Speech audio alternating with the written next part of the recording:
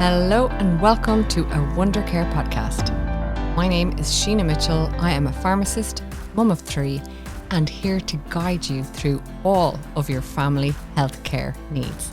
This week, I'm starting my conversation on all things gut health. I'll be covering everything from constipation to diarrhea to IBS to colic. You name it, I'll talk about it. In the space of gut health, there have been more and more probiotic products coming onto the market. This space is really difficult to navigate for consumers. To be honest, it's been quite difficult for me to navigate myself. It's taken me endless hours of scientific research review, deep dives into clinical trials, establishing the facts and just getting to grips with what we actually know and what are just vague claims about products which may or may not be helpful. The area of study was so large that while I spent the last couple of months doing a lot of general probiotic learning, trying to understand the mechanisms and the role that probiotics play in the gut microbiota, I actually have decided to break the conversations down because with probiotics, their actions are very, very specific by strain and per condition. So, first of all, I'm going to talk all about constipation, what it is, what might cause it, and I'll be talking about that in the context of both kids, adults, and in pregnant women. Then I'm going to give you some general lifestyle advice, and after that, I'm going to tell you how to treat it with medical products that are available in your community pharmacy. If you just want a quick fix, the first section will definitely help you. If you struggle with your gut health and you want to learn more about the potential roles of probiotics, then hang around for the whole episode. Because a few months ago, I asked on Instagram at wondercare_IRL what products in the probiotic space that you wanted me to review.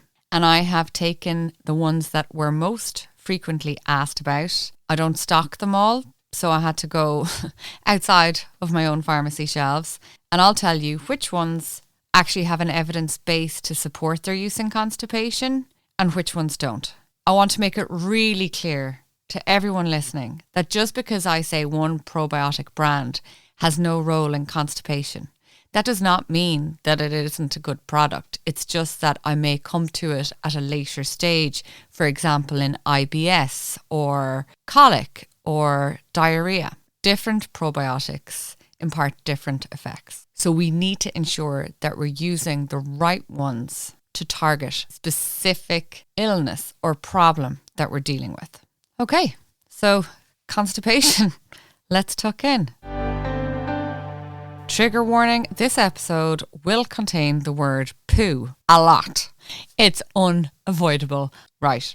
Constipation is where you have changes to how you poo. It includes not pooing as often as you normally do or finding it hard to poo. It's really, really common and it affects people of all ages. Constipation also includes that feeling where you have done a poo but not all of the poo has come out. That's called incomplete defecation.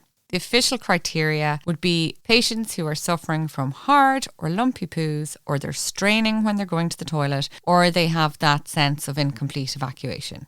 If you have 2 or more of these symptoms, then that constitutes constipation.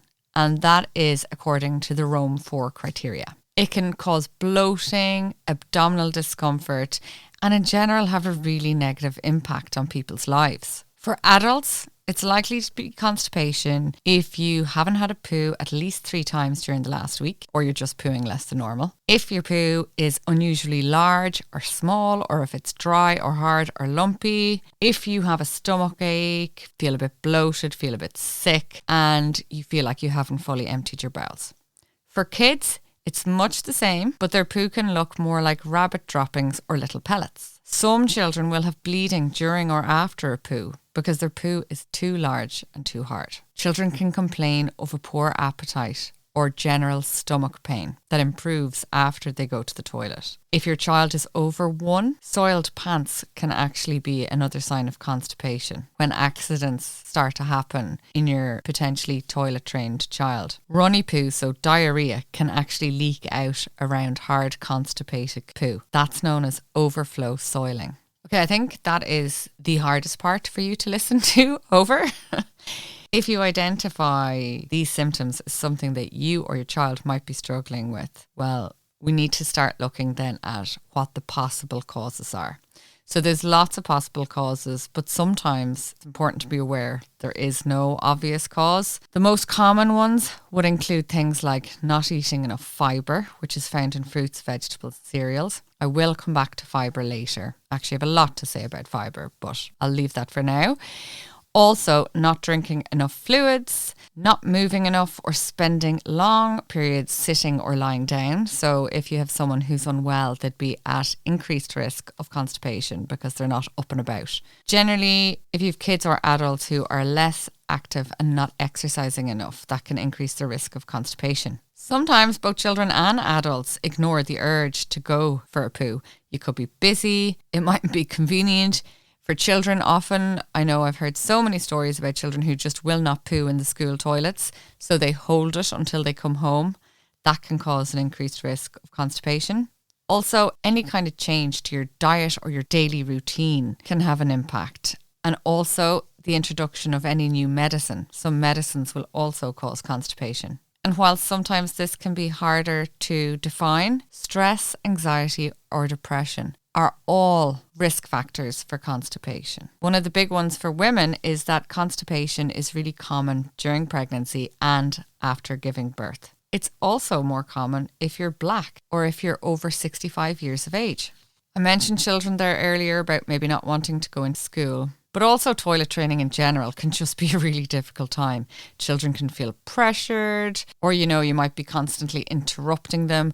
All of this can just add to their inability to relax. I always say definitely make sure that whether they're sitting on the potty or the toilet, make sure that you have a step or something so that their feet are placed firmly on the ground when they're trying to go to the toilet. Just helps a bit. Children can also suffer with constipation if they're anxious or worried, just like adults. So think things like moving house or the arrival of a new baby or starting school. Add to all this, children are actually pretty smart. If it hurts them to go to the toilet, they're not going to do it. They're not going to want to. And this actually can create a really vicious circle because they're starting to hold it back, and that'll increase their constipation. So it is important to deal with it and keep an eye on what's going on. A lot of people were asking about when you need to see the doctor if you've got constipation. So if you're suffering from significant abdominal pain, so really bad tummy pain, or if you or your child have nausea and vomiting, or if you're suffering with chronic constipation and it's just having an ongoing effect on your appetite, then you do need to see the doctor. Also, you need to see the doctor if there's any bloody diarrhea or any signs of a high temperature. Okay, so what can we do about it? So here's some general advice for the young and the old, and for anyone who falls in the middle of that space. A healthy diet is really important. Like, it does make sense, and I know we don't want to hear it, but really and truly, if constipation is an issue, put an extra focus on whole foods. Avoid processed foods. I'll talk more about the importance of fibre later, but it's really important to know that fibre is lost in the processing process, and this is having a huge impact on the health of our populations globally. Also, try to avoid or reduce alcohol intake. As I said earlier, get moving, do more exercise where possible. Try to avoid sugar. Sugar can aggravate your digestive tract and actually worsen constipation. Make sure to increase water and fluid intake. Make a really, really big conscious effort to increase your water intake if you're suffering from hard poos. Briefly on fibre, just try and make your snacks count. Berries, low salt popcorn, yay, apples, dried fruits, nuts, pears, strawberries, avocados, oats, bananas, carrot sticks, lentils, kidney beans, chia seeds. Dark chocolate has to be 70 to 95% cocoa minimum and low sugar.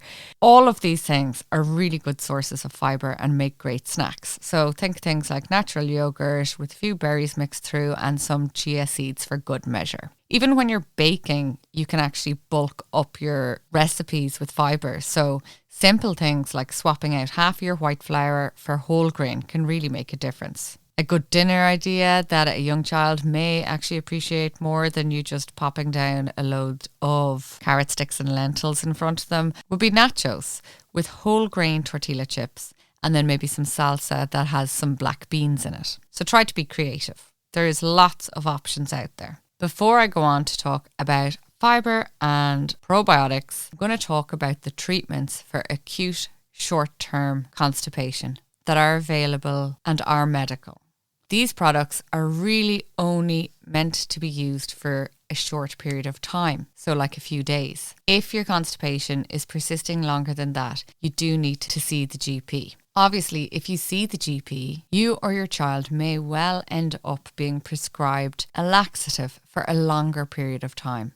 And lots of people were asking me in my Instagram stories and DMs, what is the longest you can be on a laxative? And really and truly, it is very much down to the cause. So with laxatives, obviously, they can affect your bowel and the reflexes that normally trigger you needing to go for a poo. So you don't want to be on them for any longer than you need to be, even on prescription. However, do take them under your doctor's advice. And I'm going to give loads of information in terms of the space of fibre and probiotic products, which may actually help with time to reduce the need for laxatives. So I suppose what I'm saying is, yes, you may end up on laxatives for a longer period than 3 to 5 days. But if you do, it's really important to try and adopt all of the measures I'll talk about later with the hope that it might actually help to create a better gut environment and ease symptoms of constipation. Okay, so in terms of laxatives, the first ones are bulk forming laxatives. So these increase the bulk or weight of the poo and that stimulates your bowel. They usually take about 2 to 3 days to work. Brand that you might recognise of this is Fibrogel. So Fibrogel is orange in flavour and it's a high fibre drink containing the active ingredient Ispagula husk, and it helps to relieve constipation and restore regularity. With bulk forming laxatives, it's important not to take them if you are suffering from a blockage of the bowel or any muscle weakness of the bowel wall. Also, I'd avoid them if you have, I suppose, an ongoing slow gut. So if you have basically a naturally occurring reduced gut motility, then bulk forming laxatives are not for you. It's also important to be aware that these mightn't be suitable for you depending on other medication you're taking. So, for example, some heart medications, lithium, vitamins, and even things like calcium, iron or zinc. In addition to this, some diabetic medications may be affected, and the same with thyroid hormones. So do speak to your community pharmacist or to your GP if you're taking any medication before you take Fibrogel over the counter. It's only suitable for children from 6 and up. So if your child is aged 6 to 12 years, then they're just taking 1/2 to 1 5 spoonful of granules dissolved in the water.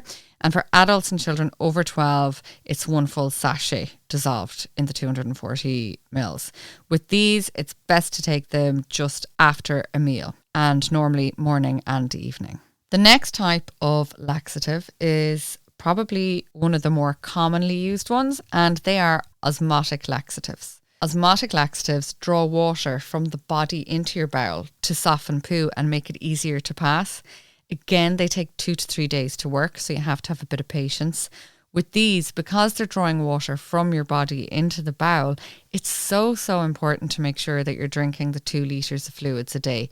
I can't emphasise that enough. Medications that you might know already are lactulose, which comes under the brand name of Dufalac or Laxose, and also Macrogol. So Macrogol is actually available now over the counter in the form of a product called Dulco Ease. Up until a couple of years ago, it was only available on prescription, and you might be aware of the brand Movicol or Malaxol, and they do a pediatric version and an adult version. So with the over-the-counter one, it's suitable for children from 2 and it's suitable for pregnant and breastfeeding women. It's a medical device. This basically means that it isn't absorbed by your system. It just passes through, drawing water into your bowel, and then you excrete it with your poo, basically. So with the prescription doses, they're a little bit stronger. So that's your Movicol, or if it's for a child, Movicol Pediatric. They can be used to help clear a buildup of hard poo in your bowel. And this is known as fecal impaction. This is something that can happen if you've been constipated for a long time. With Movicol or Malaxol, you do need to see the doctor. Any ongoing or unsuitable doses of any laxative can cause side effects, and these ones are no different. With long-term or inappropriate use of constipation, you can end up with diarrhea or vomiting, nausea, and an electrolyte imbalance. So you can end up dehydrated. So you do have to be careful and only use these ones as prescribed. A lot of people were asking about the long-term use of the prescription products, and obviously, hopefully a period of constipation would be resolved within a couple of weeks and you wouldn't have to use it anymore. But sometimes it can go on, especially in some young children, for various reasons. So do speak to the doctor. They may recommend taking it for months on end, basically. And in the meanwhile, as I said, you can use the recommendations that I'm going to give later on to try and help lower the need for the laxative. So the next type of laxative is a stimulant laxative. Stimulant laxatives basically stimulate the muscles in your gut lining to help move poo along. These act a little quicker than the other ones I've mentioned so far. So normally they take about 6 to 12 hours. Examples of these include Dulcolax, which contains bisoconazole, and Senecot, which contains Senna. So Dulcolax is available without any prescription, and it comes in 5 milligram tablets, and you can actually also get it in a suppository for adults. It is only suitable for adults, so not for kids with this one. And the regular dose would be 1 or 2 tablets at night and just swallow them whole with water. If you haven't taken them before, I would definitely try just 1 tablet first. And then if that doesn't work, for your next dose, you can try 2. The main thing is you don't want to end up overdoing it and having diarrhea. These should only be used for a max of 5 days without going to see the doctor to find out what exactly is causing your constipation. And then Senecot is much the same, although it can be used in children over 12 years of age. There is a liquid form, so the dose would be 1 or 2 5ml spoonfuls at night. There's also tablets, and 1 tablet is the equivalent of 1 5ml teaspoon. Again, they're only for occasional constipation and shouldn't really be used for longer than 2 weeks without talking to your GP. There is one other product which is kind of different that has come onto the market in the last year, I think. Maybe it's a little bit longer, but I think it's only in the last year. And it's called Fibocam. So it's made by the same company that make Fibogel, but it is a different product. So Fibocam, again, it's a medical device, and all that means, you still swallow it like normal, all it means is that it isn't absorbed by your body. It doesn't result in a clinical effect. All it does is use technology to provide a protective film on the walls of your intestine, which helps to soothe them, basically. And it also contains chia seed powder, pea protein, xyloglucone, and magnesium stearate. Xyloglucone is actually a form of dietary fibre, and this particular form of it can actually have an impact lower in the intestine than just in the stomach. So it can help with the rate of digestion. I just want to summarise one thing there for anyone who is suffering with constipation during pregnancy. You are able to use Fibogel, you are able to use lactulose, and you are able to use Dulcoes over the counter. None of these are associated with any harm for your baby. Right, moving on to fibre. I really want to explain why I am so obsessed about making a huge point about fibre. Fibre is the part of plant-based food that mostly passes through our digestive systems without being broken down or being digested. There are 2 types, soluble and insoluble. So soluble, obviously, as the name says, dissolves in water. Insoluble doesn't dissolve in water. Soluble fibre, as it dissolves, creates a gel, that can actually improve digestion in a number of ways. It can also help to reduce cholesterol and regulate sugar. This actually lowers your risk of developing diabetes. Insoluble fibre attracts water into the stool. This makes your poo softer in essence and makes it easier to pass with less strain on your bowel. It's a really important aspect of your diet to help promote bowel health and regularity. And again, like soluble fibre, it can actually help to support your insulin sensitivity and can reduce your risk for diabetes. But it's not just gut health that dietary fibre plays a role in. The right amount of overall dietary fibre can actually help reduce the risk of obesity. It helps control body weight, control and prevent hypertension, so high blood pressure, helps to support a healthy balance of cholesterol, helps prevent diabetes, helps to lower the risk of colon and breast cancer, and that's on top of all of its gut health benefits. Fibre is broken down in your gastrointestinal tract through the process of fermentation. This is the work of the gut bacteria. When fibre is fermented through interaction with our gut microbes, it actually then goes on to influence the type of bacteria that are present within our gut. And it helps to enhance the production of key metabolites, such as short-chain fatty acids. So short-chain fatty acids are actually really, really important for good gut health. Short-chain fatty acids promote overall health and well-being. These are what help to regulate lots of our body's natural functions. So it's kind of impossible to talk about fibre without talking about the microbiome and probiotics and all types of gut bacteria. I just want to take a little break for a second to say that I'm delighted to partner again with one of my all-time favourite products, Saline Plus. This is the world's first 100% natural dry salt therapy device. It's clinically proven to relieve a wide range of allergens and respiratory conditions. The salt therapy method has been trusted for generations and is now hugely popular worldwide as more and more people recognise the superb results achieved from a natural and non-invasive method. This device will help you breathe easier and sleep better.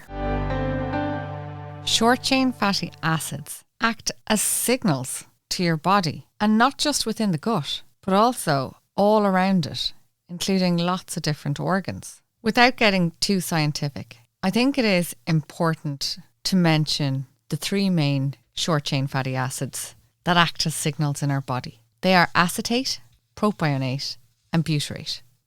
It's actually amazing. Acetate delivers signals to the lungs, brain, bone marrow, and immune cells. And actually, the liver and the pancreas too. Propionate works on immune cells and on the gut surface itself. And it's the same with butyrate.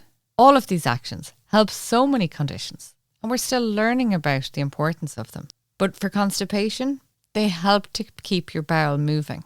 They have a direct impact on gut motility, and they also help to reduce inflammation. For me, it has become really clear and really obvious, and look, I already knew, but now the mechanisms are much more understandable, that processed food and ultra-processed food that we are consuming is really, really damaging our health. And it's really hard to avoid. But actually, the lack of fibre in processed foods is having a huge role in the development of inflammatory and dysmetabolic processes. When these metabolic processes aren't working properly, we have an increased risk of cardiovascular disease, diabetes, high blood pressure, high cholesterol, and stroke. And also, they contribute to weight gain and obesity. Constipation is almost a side effect of all of this. It's really sad and really difficult that we are now in a world where we are harming ourselves with what we're putting into our bodies. And the world is not making it easy for us to avoid processed foods.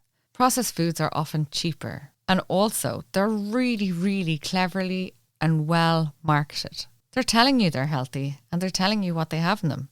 But the problem is they're not telling you what has been removed during the processing process. In Europe, our fibre intake is around a third below the recommended level. If you say that differently, it means that most of us need to increase our dietary fibre intake by around 50%. And while sometimes knowing something and really truly understanding and believing something are two very different things, We can't just blame food companies that are giving us fibre impoverished foods. We all have a choice regarding our diet. And it is horrendous that a healthy diet generally costs around 25% more than an unhealthy diet. As food consumers, all we can do is hope that our choice of high fibre whole foods in preference to fibre impoverished ultra-processed foods has a positive impact on future health and well-being. And this might force companies and commercial entities to actually strategize to improve the fibre content of processed foods. We live in a modern Western society. Consumer is king. We have to vote with our mouths. We have to vote for the future of health. We have to vote for our children's health. It's not easy. And as a mum of 3, I'm not going to tell you that I'm perfect. Of course I'm not. Yes, there are days where I grab pizzas from the freezer section in the supermarket. There are days when I just give them processed snacks because I have them in my handbag for absolute ease. But after spending so much time deep diving into the importance of the role of fibre and its strong relationships to gut bacteria, I just don't think that I can ignore it anymore. And I really, really hope that you can try and join me on this journey. The diets we're eating now are not natural. We're not made to adapt to them. All that's happening is we're getting increased levels of obesity, cancer, autoimmune diseases, diabetes, cardiovascular disease. As a pharmacist, I know medicines are great at providing an extended, higher level of quality of life. But why are we then filling ourselves with rubbish so that we will be sick for many of our later years? What is the point in living a longer unhealthy life? These are the questions I've been asking myself. And it does make me emotional, actually. I'm upset about the state of the world. There's so much wrong with it, between wars and everything else. But this is something that we can actively protect our children against. And I'm sorry because I know you came here for quick fixes for constipation. And obviously, I've highlighted them in the earlier part of this podcast. But without understanding why so many people are constipated, and without understanding what the biggest threat to our health is in ultra-processed food, then is there actually a point in continuing to treat acute short-term symptoms? If we're not going to help ourselves, who's going to help us? That brings me on specifically to probiotics. Now, I could sit here for another hour and explain all the different mechanisms in that probiotics work. So I'm not going to do that. However, for those of you really interested in probiotics, I will do a full episode on them in the coming weeks. But for now, a very quick outline and then a discussion on which products that are on the market are actually going to help with constipation symptoms. Because look, ultimately, probiotics is a really weird space. So I want to help you as a consumer to be able to identify which products are reliable and also which products are good, but maybe not for the condition that you're treating for. Okay, so probiotics are defined by the World Health Organization as live microorganisms that, when administered in adequate amounts, confer a health benefit on the host. Only characterized strains with a scientifically demonstrated effect on health should be called probiotics. Probiotics are known by 3 main names. And without this information, you cannot make any assumptions on the clinical effect that a probiotic will have on your body. So I'm going to give you an example here. So probiotics are known by their genus, then their species, and then the strain. So for example, an example of genus is Bifidobacterium. An example of the species is Lactis. And a strain is BB12. So that particular strain of bacteria is known as Bifidobacterium lactis BB12. The problem here is that there are lots of different Bifidobacterium lactises. And unfortunately, the strain is actually very, very important because different strains of the same genus and species can have different effects. You might see something like Lactobacillus acidophilus and think, oh, I've heard of acidophilus, that must be good. But actually, what I'm interested in is what are the numbers that come after that? What strain is it? And what evidence is actually in existence currently to say that it works for a particular health issue? Not only that, we need to know that the dose is appropriate. So the dose in a product should match that of the study that the claim was made in. Probiotics' mechanism of action differ vastly, and they may not always be understood. There's a lot more research to be done into this.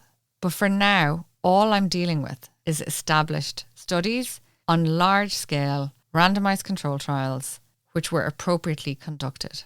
I don't want to see a study on a sample of 60 people. I want to see large studies where clinical effect can actually be taken seriously. Your microbiome refers to the entire habitat of a human, including microorganisms, for example, bacteria, viruses, and their genes. Microbiota is the word used to describe microorganisms of a particular site, such as the gut microbiota. Every single individual will have different gut microbiota and different microbiomes. This can happen for so many reasons, and I'll explain that more at a later stage. It's also good to be aware that it's a misconception that probiotics need to change the existing microbiota of the gut to be effective. They can actually work in so many ways. They can modulate the immune system. They can stop pathogens, so harm-causing bacteria, from attaching to your stomach line. They can adhere to the intestinal mucosa themselves. They can help create a better barrier in the gut. They can produce short-chain fatty acids. So they can make those 3 fatty acids that I was talking about that have such important signaling roles in our body: acetic acid, propionic acid, and butyrate. So really important. When you're looking at a box of probiotics, it's really important that you are looking at the full strain and that you have information on the number of colony forming units, CFUs. So CFUs are what is used to measure the quantity of good bacteria in a product. One big important piece of information: you have to ensure that the CFUs are guaranteed up until the expiry date, not at the time that the product was manufactured. Anything can happen after manufacture. So to ensure the stability of the product that you're taking, so that you know what you're getting, you have to make sure that the CFUs are guaranteed until expiry. Another good thing to know is that more is not always better. So you could have loads of different strains of bacteria in there, but actually, if they are not proven to do anything for health benefit, then it's pointless. You're better off with one strain that has clinical efficacy proven than 10 strains which may have no health benefit. Absolutely, sometimes probiotics work well together and interact with each other, but we need evidence and science to back up those actions. We need to stop thinking of probiotics as, oh sure, I'll just throw loads of bacteria in there, it's got to be good for me. Well, no, we need to actually know what it's going to do when it gets in there. We need to think about probiotics more in terms of their clinical action, and ergo almost more like a medicine. Another important point is that there are some people who shouldn't take probiotics, and they are people with severe immune deficiencies and premature infants.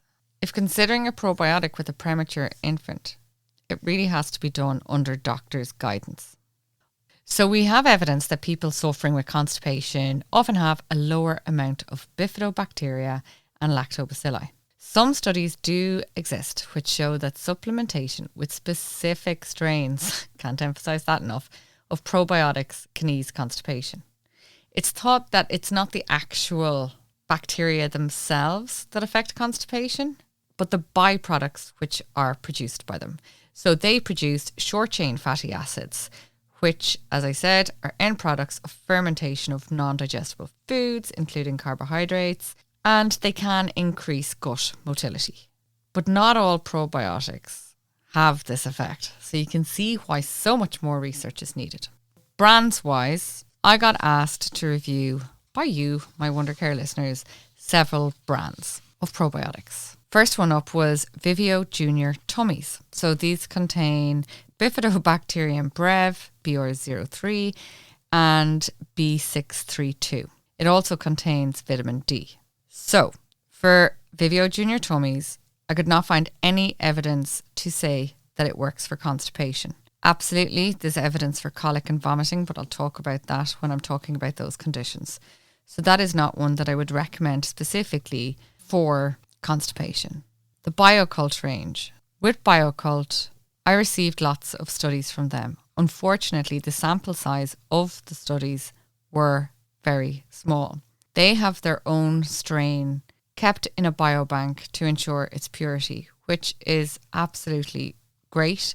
However, I am of the opinion that they would need to have larger scale studies to show efficacy. So I can't recommend that one specifically for constipation. Simprove. One thing about Simprove is that obviously they talk a lot about how it's the only product that's giving you live bacteria. And so it has an expiry date, so it doesn't, last very long. And it can be quite pricey.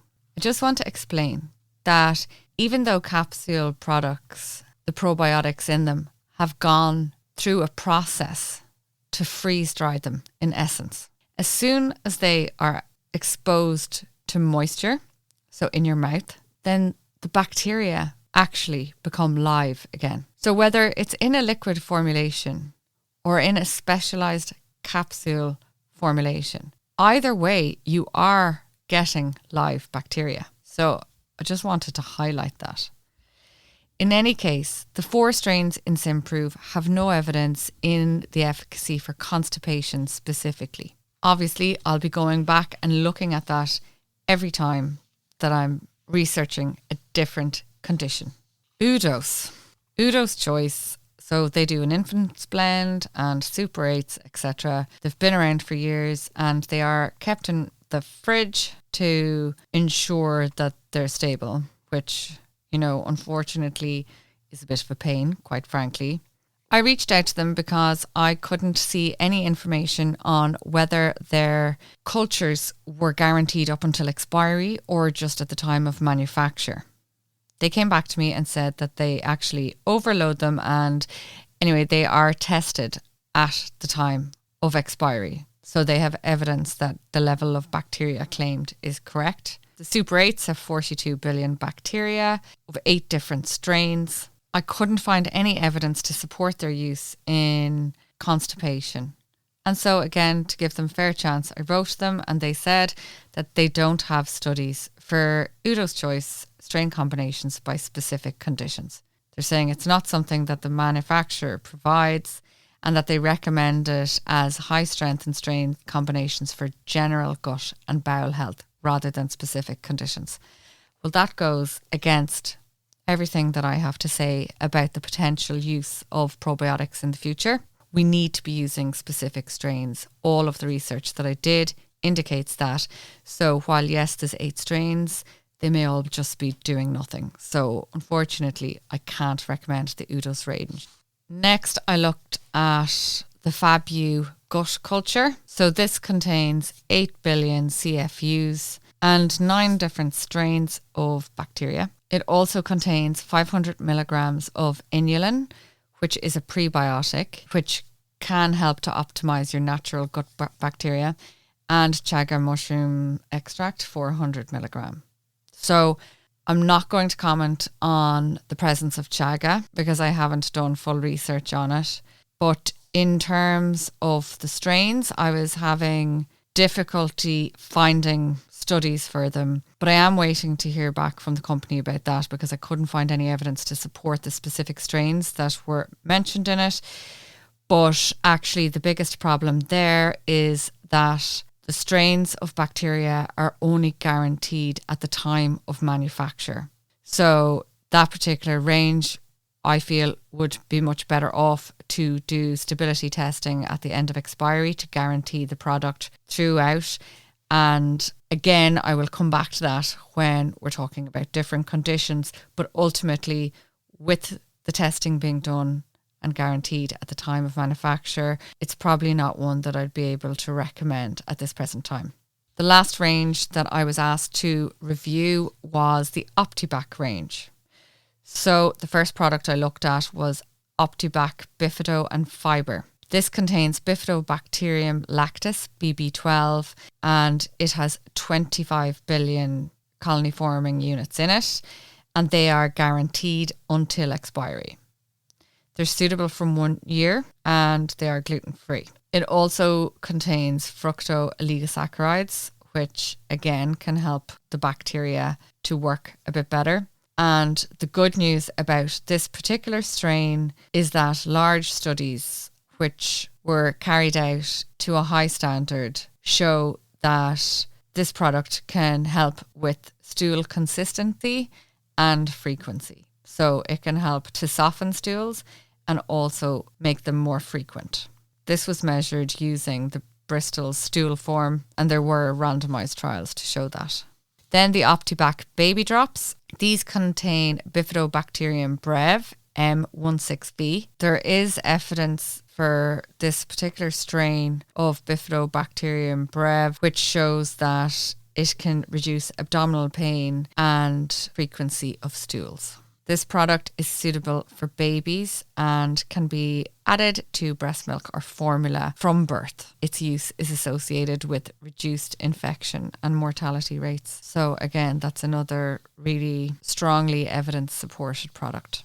Okay, so that's all the specific products that I was asked to review. Obviously, if you want me to include any more in, say, for example, my diarrhea, colic, IBS studies, then absolutely just send me a DM at wondercare_IRL on Instagram. I want to make it very clear that I do not have any sponsorship for this entire probiotic season with any of these brands, because for me, this podcast season had to remain completely independent of any probiotic company.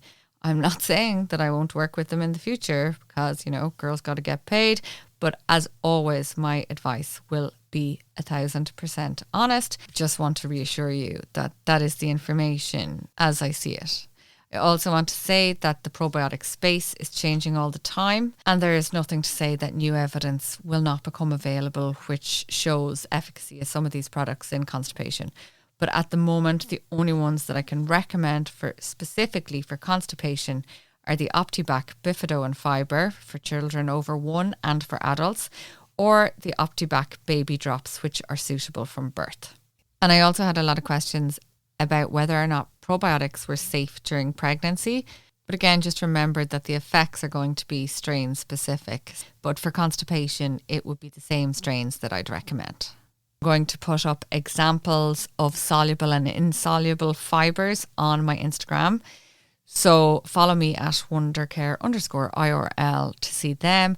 I will save this episode and all future probiotic commentary in a probiotic highlight there so that you can check it out at any stage. I would actually be delighted if you could leave a review of this episode or give it a rating, because it is great to hear your feedback. And I'm really grateful for all the questions that came in. I hope I've answered them. Okay, thank you so much for listening, and I'll talk to you again soon.